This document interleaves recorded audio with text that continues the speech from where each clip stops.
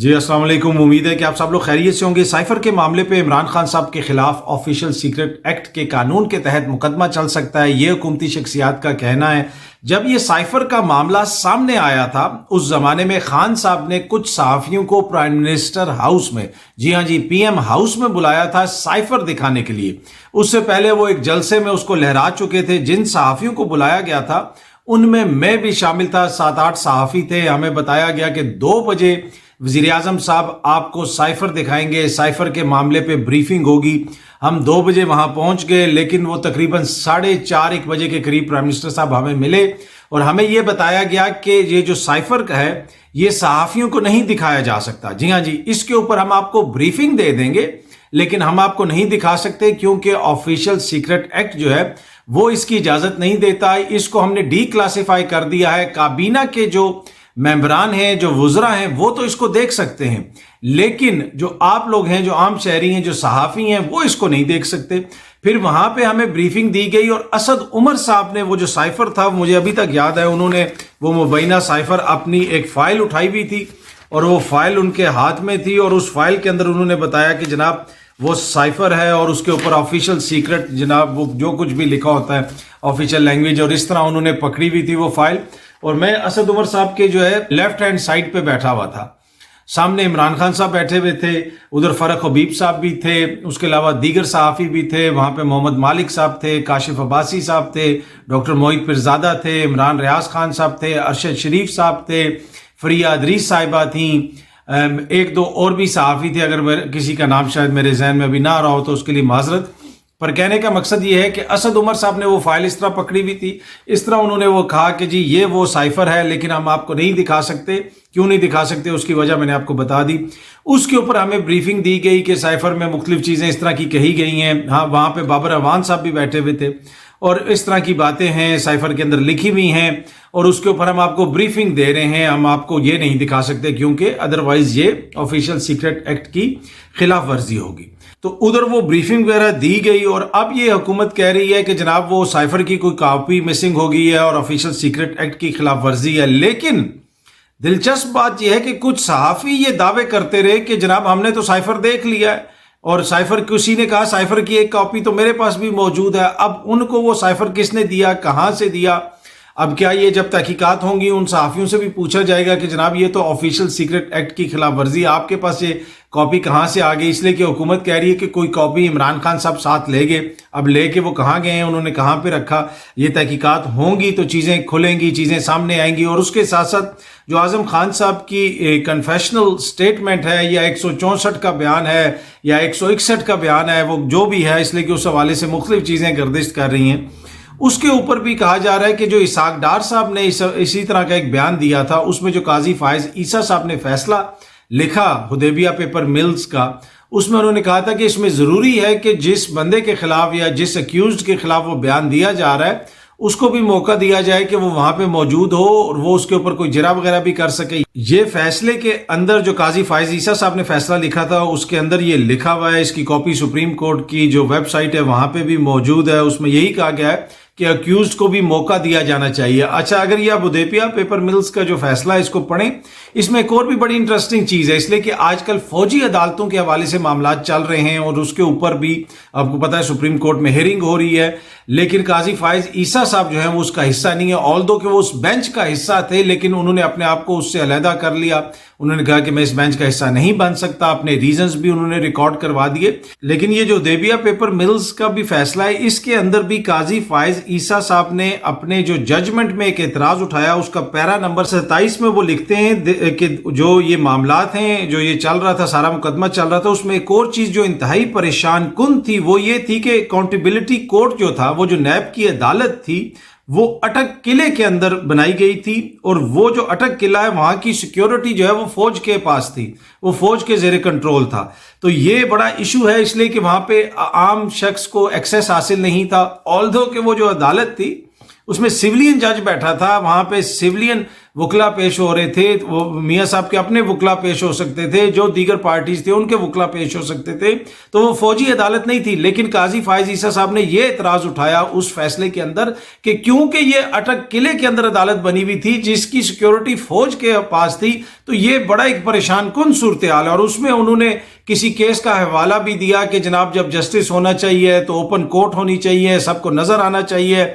Emperor versus पता नहीं something कोई 1942 का बरतानिया के किसी मुकदमे का उन्होंने हवाला भी दिया, और ये मतलब राइटली पॉइंट आउट उन्होंने किया, बिल्कुल दुरुस्त उन्होंने पॉइंट आउट किया कि वहां पे पब्लिक का एक्सेस नहीं था।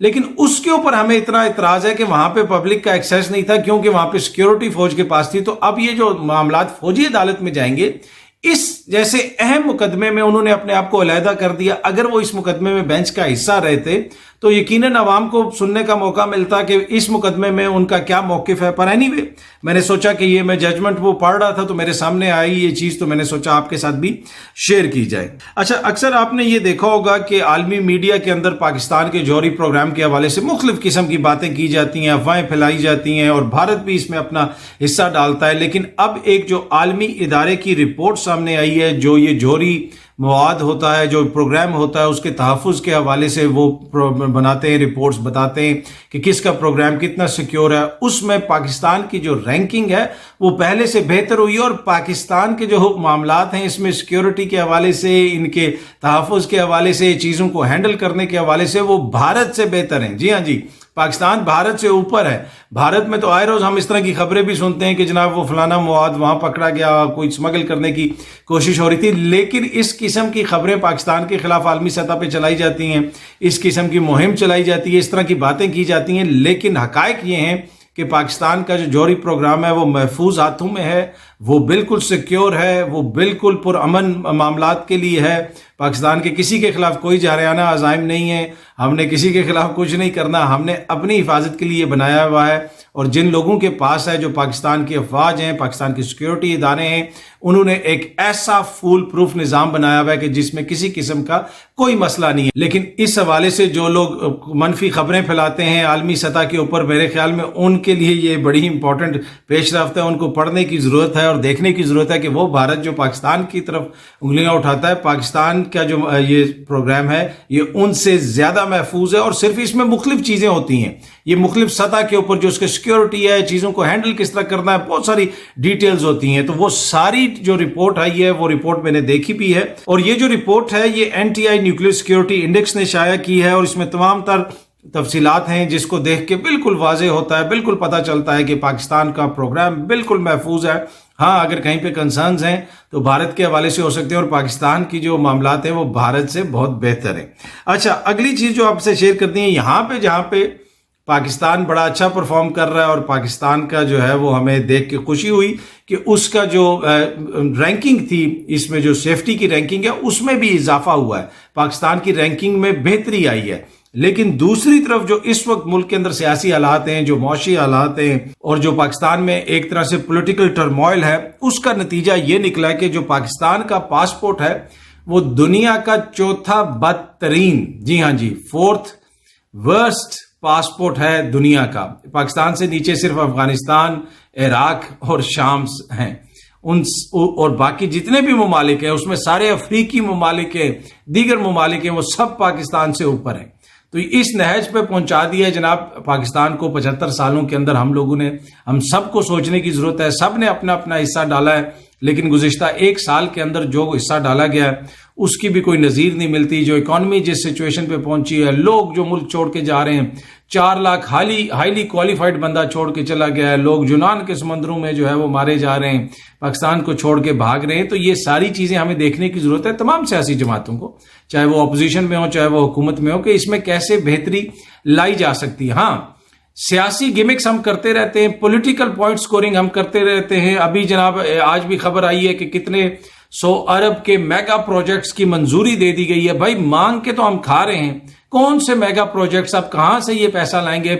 इलेक्शन करवाने के तो आपके पास पैसे नहीं है। 16 अरब जनाब लैपटॉप स्कीम के लिए भी रख दिया गया है, और फिर वो लैपटॉप ऐसे दिए जाते हैं कि जैसे वो कोई अपनी जेब से दे रहे हैं पैसे। हमारे टैक्स जो है आवाम जो रोज खरीदती है, कोई चीनी खरीदे, आटा खरीदे, दूध खरीदे, हर चीज के ऊपर आप टैक्स देते हैं, اور اس پیسے کو اس طریقے سے خرچ کیا جاتا ہے اور اپنے تصویریں لگائی جاتی ہیں، اور ہر دور حکومت میں ہوتا ہے، اخبارات میں خبریں چھاپی جاتی ہیں، اخبارات میں بڑے بڑے اشتہارات چھپوائے جاتے ہیں، اس کے اوپر کروڑوں روپے خرچ کیے جاتے ہیں۔ کیا یہ ملک ان ساری چیزوں کا متحمل ہو سکتا ہے، جس کی حالت یہ ہے کہ ہم ایلسیز نہیں کھل رہی تھی، اگر IMF پیسے نہیں دے گا تو ہم دیوالیہ ہو جائیں گے؟ تو سب کو سوچنے کی ضرورت ہے کہ ہم ملک کو کس طرف لے کے جا رہے ہیں، اور اخراجات کم کرنے کی ضرورت ہے۔ یہ بڑے بڑے پروٹوکول، بڑی بڑی گاڑیاں، جی 3,000 cc انجن والی گاڑیاں جناب ویگو پھر رہی ہیں، بڑے بڑے ڈالے پھر رہے ہیں، پراڈوز پھر رہی ہیں، سرکاری لینڈ کروزرز پھر رہی ہیں۔ یقین کیجئے اتنی زیادہ سرکاری گاڑیاں میں نے کبھی یورپ میں نہیں دیکھی۔ میں لندن میں رہتا ہوں، کبھی لندن میں نے نہیں دیکھا کوئی وزیر جا رہا ہو تو 4 گاڑیاں ساتھ جا رہی ہوں۔ وہ کبھی ٹرینوں پہ پھر رہے ہوتے ہیں، کبھی ٹیکسی پہ پھر رہے ہوتے ہیں۔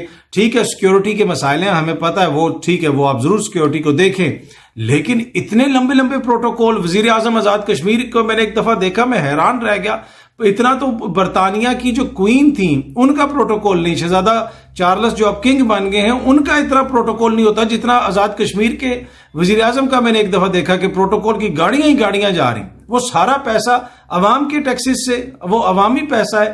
پاکستان کے اندر آپ دیکھ لیں، دیگر جگہوں پہ جو پاکستان کے صوبے ہیں وہاں پہ دیکھ لیں، تو یہ سب کچھ سوچنے کی ضرورت ہے، اپنے اخراجات کم کرنے کی ضرورت ہے۔ حالت ہماری یہ ہے کہ دنیا کا چوتھا بدترین پاسپورٹ ہے ہمارا، اس نظر سے دنیا ہمیں دیکھتی ہے، اور ہم یہاں پہ پروٹوکول لے کے پھر رہے ہیں اور خوشیاں منا رہے ہیں۔ بہت جلد آپ سے دوبارہ ملاقات ہوگی۔ Thank you so much.